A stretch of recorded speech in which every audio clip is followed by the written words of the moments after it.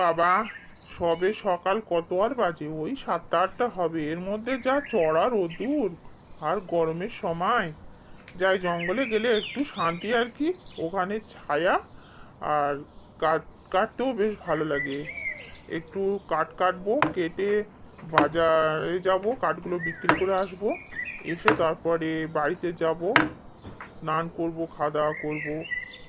আজকের কাঠের বোঝাটা অনেকটা ভারী হয়ে গেছে, অনেকটাই একসঙ্গে বেঁধে ফেলেছি। যাই হোক, বাড়ির দিকে যাই। জঙ্গল থেকে এলাম, স্নান না করলে আর বাঁচতে পারছি না। যাই, সামনে পুকুরটাতে খুব সুন্দর ঠান্ডা জল।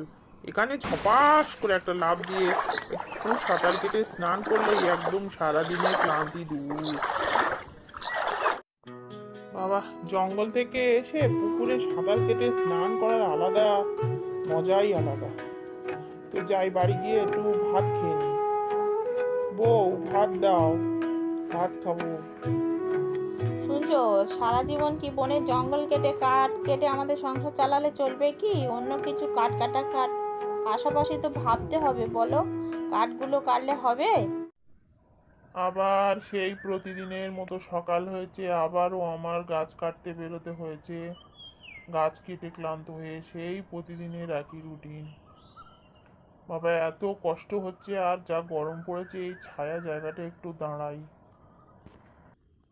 এ বাবা, যা, আমার হাত থেকে কুঠারটা পড়ে গেল জলে। আমি এখন কি করব বলো? কি করব? আমার মাথা ঘুরছে যে ভেবে। বৎস, তোমার কি কুঠার পড়ে গেছে, এই সোনার কুঠারটা? না পরিমা, আমার কুঠার না, এটা তো সোনার কুঠার। আমার ছিল লোহার কুঠার। আমার লোহার কুঠারটা পড়ে গিয়েছে। তাহলে এটা কি তোমার কুঠার? এটা আমার না, আমার কুঠার লোহার কুঠার।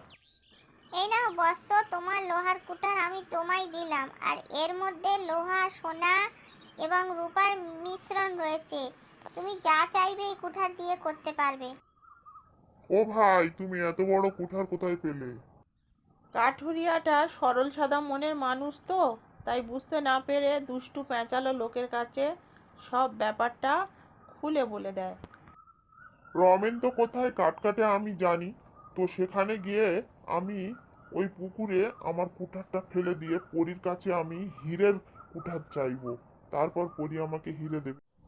হ্যাঁ হ্যাঁ হ্যাঁ, আমি আজকে যাব, ওখানে গিয়ে কুঠারটা ফেলে দেব। এই তো সেই জায়গা। রমেন এই পুকুরটার কথা বলছিল। এখানে ও গাছ কাটতে কাটতে দাঁড়িয়েছিল, আর হাত থেকে ওর কুঠারটা পড়ে যায় এই পুকুরে। আমি আজকের এখানে ফেলে দেবো। আর আমি চাইবো আজকের পরিমার কাছে হিরে। ও তো বোকা, তাই সোনা রূপা লোহা নিয়ে চলে গেছে। আমি হিরে চাইবো। এই বলে বদমাইশ লোকটা তার কুঠারটা পুকুরের জলে ফেলে দেয়। এমন সময় সেখান থেকে একটা জলপরি উঠে আসে এবং বলল, বৎস, এই কুঠারটা কি তোমার? হ্যাঁ হ্যাঁ হ্যাঁ, ওটা আমার কুঠার। ওই সোনার কুঠার, লোহার কুঠার সব আমার কুঠার। তুমি একটা মিথ্যাবাদী। তোমার সোনা রূপার কুঠার নয়, তোমার লোহার কুঠার। তুমি মিথ্যাবাদী, তোমাকে কিচ্ছু দেব না, তুমি চলে যাও। হাই রে, বেশি লোভ করতে গিয়ে আমার লোহার কুঠারটাও চলে গেল, পরিমা চলে গেল। ওই জন্য বলে বেশি লোভ করা ভালো না। তো বন্ধুরা, দেখলে দুষ্টু লোকটা বেশি লোভ করতে গিয়ে তার পরিণতি কি হলো। তার কুঠারটা হারিয়ে গেল, লোহার কুঠারটা। যদি মিথ্যে না বলতো তাহলে হয়তো সোনা রূপার কুঠারটা পেয়ে যেত, কিন্তু মিথ্যে বলার জন্যে সে তার লোহার কুঠারটা পর্যন্ত হারিয়ে ফেললো। আর এদিকে রমেন ছিল খুব সরল সাদা লোক।